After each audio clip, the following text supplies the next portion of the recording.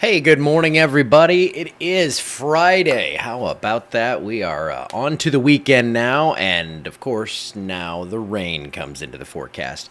I do have one thing I want to mention before I get started here. If you want to know where I'm going to be Sunday, it's Christmas in the Country down at First Baptist Church in LeCount. I had 16 of my wife's family members here last night, and they were all singing in the living room, so they're going to be up on stage singing. They have, let's see, my father-in-law said they have food, drink, not that kind of drink, and music. And they're going to have a carriage rides. I'm looking at their Facebook. You can check it out there. It truly is like Christmas in the Country. It's a neat thing. If you have some city folk in town like myself, bring them to it and they'll feel right, not at home, but they'll feel like they're in like a Hallmark movie kind of thing maybe. And I believe my wife will have to confirm this. Kristen, please let me know, will Brittany be making her famous hot chocolate? And please tell her I mentioned her on this broadcast because I know she loves that sort of thing. It is 56 degrees right now, so it doesn't feel very Christmassy. Sunday it will. We'll talk about that in just a second here. We got clouds moving in. We actually have some rainfall in the area, and you can see right here, radar showing rain scattered across the area. Nothing crazy right now, nothing heavy, nothing severe, but there are some showers, and we'll go in closer and take a look and see what we have going on right here. Natchitoches, you're seeing a little shower come on through there, so Natchitoches, Natchez, Provençal, seeing some rainfall. Looks like Faraday, Ridgecrest, you had some as well. It's moving on toward the east now, up into Tensas Parish, moving out of Concordia, and then just a smattering of little isolated showers. And this is why we have a 40% chance of rain today. I can't tell you where it's going to happen. I can tell you it is going to happen in the area, and it's going to be light and scattered, so we're not going to see severe thunderstorms today. Temperatures from about 55 to 62.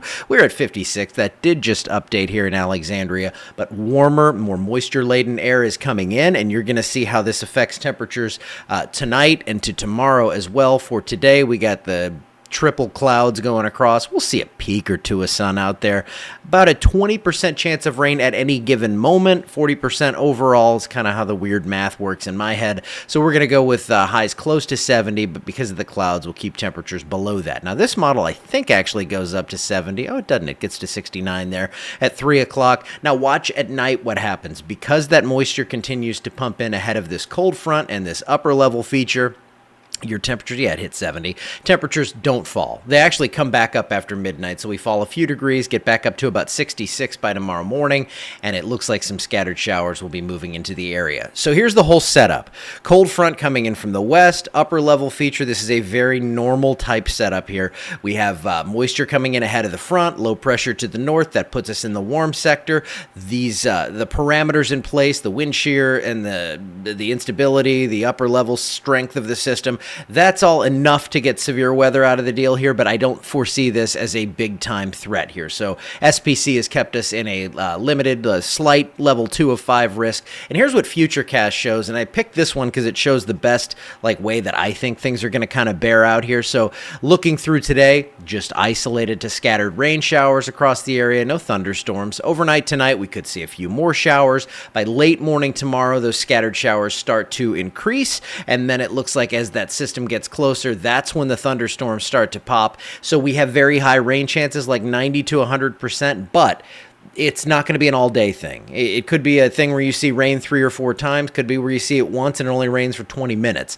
But you can see that these lines of storms are going to start to develop, and they're going to move on through. Now, I think that first wave, probably this one here around 7 o'clock roughly, is when I think it'll be right here in Alexandria. So 3 to 10 o'clock, that's that time we've kind of honed in on as the best chance for severe weather in the entire area. And then that front comes in behind this, and I think those storms behind this first line shouldn't be severe, so this later stuff coming through by 9, 10, 11 o'clock, that's probably going to be just behind the front, which would keep it from being severe. Then things sweep on out, and look at that Sunday.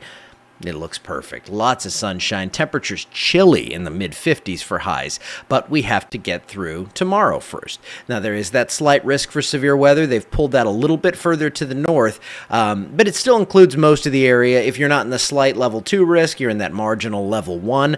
The main threat is going to be isolated damaging wind. I wouldn't be surprised to see a hail report of hail, maybe an inch inch and a half in diameter, that's possible. But the tornado threat, that's always what everybody's asking about. So I went ahead and added this in.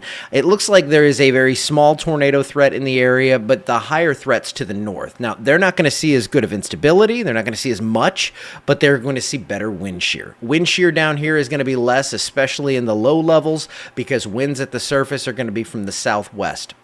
If we're looking for a tornado outbreak, if I'm sitting there, one of the first things I want to see is southerly or southeasterly winds at the surface, because then with the westerlies up above that, you get a lot of turning. You get that updraft to come in and tilt that turning, and that's when you can get a tornado to form.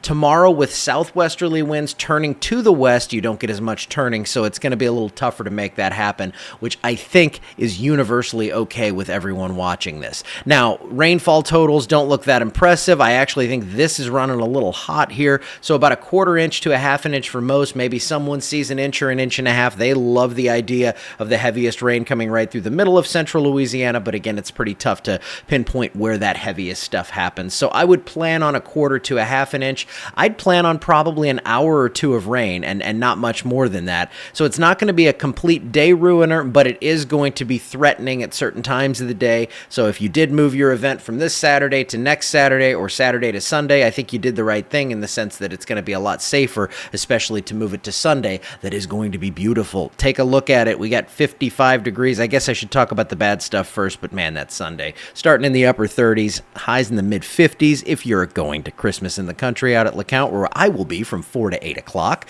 just hanging out with my friends. It's going to be in the 40s, so it's going to be cool. You're going to need a jacket. Don't worry. They have a fire pit. They have all kinds of stuff to keep you warm and cozy. Scattered showers today, scattered to numerous showers and thunderstorms tomorrow. Most, if not all of us, see the rainfall, and then next week looks perfect. I said it was going to get you in the Christmas spirit. I still have to put the lights up. I have procrastinated this, and then I'm going to go out and have some fun today. So actually, my text update on tomorrow is going to come this evening. So yeah, I think I'm going to put them up Monday. That looks good. 59 degrees, frosty start there, about 30. Yeah, look at me planning out my life here. Temperatures are going to stay in that cool but comfortable range. No, we don't have any snow on the horizon. Trust me, I am absolutely scouring those weather ensembles and looking for something, some sort of hope. And I do see that it gets a little more active later next week, but beyond that, it's going to get more active later the week after, but it doesn't look like we mix real cold air with moisture, which is very typical of an El Nino year. A lot of times you're cool to near normal, but you're not going to see that real dense, heavy cold air make it all the way down. Now, it happens. So we do have some hope out there, but it looks like we at least are getting some rainfall to help with that drought. And we did move parts of the area from a D4 into a D3 yesterday, about 70% down to a 30% coverage on that. So the drought is improving, but still very significant in our area. Now, I will be on tomorrow morning around this time. We'll talk about the severe threat as it's going to be getting a lot closer.